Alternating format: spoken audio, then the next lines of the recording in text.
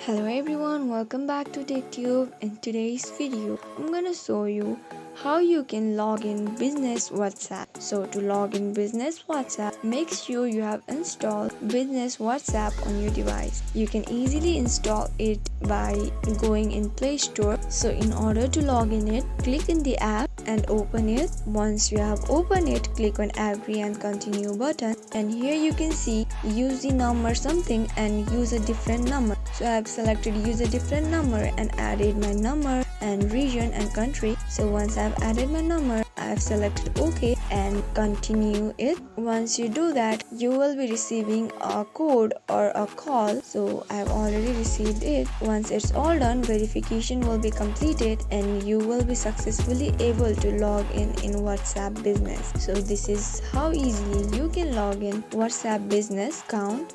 So if you found the video to be helpful, do not forget to subscribe to our channel and also hit the notification bell for the more updates.